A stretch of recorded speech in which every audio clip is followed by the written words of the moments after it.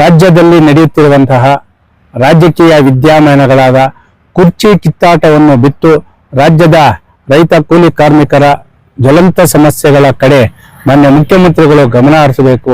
ಯಾಕಂದ್ರೆ ಸುಮಾರು 1 ವರ್ಷದಿಂದ ನನಗೆ 2.5 ವರ್ಷ ನಂತರ ನನಗೆ ಮುಖ್ಯಮಂತ್ರಿ ಸ್ಥಾನ ಕೊಡ್ತಾರೆ ಅಂತೇಳಿ ಜಗ್ಗಾಟವಾಡುತ್ತಿರುವಂತಹ ಮುಖ್ಯಮಂತ್ರಿಗಳಾದ ಸಿದ್ದರಾಮಯ್ಯನವರು, ಒಂದು ಕಡೆ DK ಶಿವಕುಮಾರ್ ಅವರು ಈ ಕುರ್ಚಿ ಜಿಗ್ಗಾಟದಿಂದ ರಾಜ್ಯದ ಆರ್ಥಿಕತೆ ಸಂಪೂರ್ಣವಾಗಿ ಕುಸಿದಿದೆ. ರೈತ ಕೂಲಿ ಕಾರ್ಮಿಕರ ಸಮಸ್ಯೆಗಳು ಯಾರೂ ಕೇಳ್ತಾ ಇಲ್ಲ.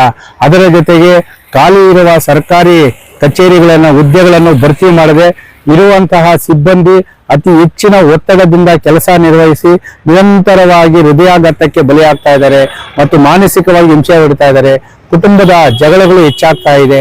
ಇದಕ್ಕೆಲ್ಲ ಕಾರಣ ಏನಂದ್ರೆ ರಾಜ್ಯದಲ್ಲಿರುವಂತಹ ಸರ್ಕಾರ ನಡೆಸುತ್ತಿರುವಂತಹ ಕಾಂಗ್ರೆಸ್ ಸರ್ಕಾರ ಈ ಒಂದು ರಾಜ್ಯದ ಸಮಸ್ಯೆಗಳ ಬಗ್ಗೆ ಗಮನ ಹರಿಸದೆ ಕುರ್ಚಿ ಕಿಚ್ಚಾಟ ಆಡುವ ಮುಖಾಂತರ ಆರೋಪ ಪ್ರತ್ಯಾರೋಪಗಳನ್ನು ಮಾಡಿಕೊಂಡು ಇವತ್ತು ರಾಜ್ಯದ ಹಿತವನ್ನು ಮತ್ತು ರೈತ ಕೂಲಿ ಕಾರ್ಮಿಕರ ಸಮಸ್ಯೆಗಳನ್ನು ಮರೆತಿರುವುದು ದುರಾದೃಷ್ಟಕರವಾಗಿದೆ.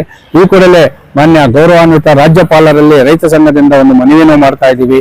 ಕುರ್ಚಿ ಕಿತ್ತಾಟದಿಂದ ರಾಜ್ಯದ ಆರ್ಥಿಕ ವ್ಯವಸ್ಥೆ ಮತ್ತು ಜನಸಾಮಾನ್ಯರ ಸಮಸ್ಯೆಗಳಿಗೆ ಸ್ಪಂದಿಸುವ ಸರ್ಕಾರವನ್ನು ಈ ಕೂಡಲೇ ವಜಾ ಮಾಡಿ ಮಾನ್ಯ ರಾಜ್ಯಪಾಲರ ಆಳ್ವಿಕೆಯನ್ನು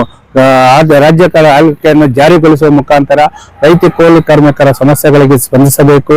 ಅದರ ಜೊತೆಗೆ ಈ ಒಂದು ಸರ್ಕಾರಿ ಕಚೇರಿಗಳಲ್ಲಿರುವಂತಹ ಖಾಲಿ ಹುದ್ದೆಗಳನ್ನು ಭರ್ತಿ ಮಾಡಿ ಅಧಿಕಾರಿಗಳ ಮೇಲಿರುವಂತಹ ಒತ್ತಡವನ್ನು ಕಡಿಮೆ ಮಾಡಿ ಅವರು ಮಾನಸಿಕವಾಗಿ ಏನು ಹಿಂಸೆ ಪಡ್ತಾ ಇದ್ದಾರೆ ಅದಕ್ಕೂ ಸಹ ಕಡಿವಾಣ ಹಾಕಿ ಈ ಒಂದು ಜನಸಾಮಾನ್ಯರ ಕೆಲಸ ನಿರ್ವಹಿಸಬೇಕಾದರೆ ಇರುವಂತಹ ಸರ್ಕಾರಿ ಹುದ್ದೆಗಳ ಖಾಲಿಯನ್ನು ಈ ಕೂಡಲೇ ಭರ್ತಿ ಮಾಡಿ ಆ ಒಂದು ಕೆಲಸದ ಒತ್ತಡದಿಂದ ಅನುಭವಿಸುತ್ತಿರುವಂತಹ ಹೃದಯಾಘಾತಗಳು ಕುಟುಂಬದ ಸಮಸ್ಯೆಗಳಿಗೆ ಅಂತ್ಯ ಹೇಳಬೇಕಂತೇಳಿ ಮಾನ್ಯ ರಾಜ್ಯಪಾಲರನ್ನು ಒತ್ತಾಯ ಮಾಡ್ತಾರೆ.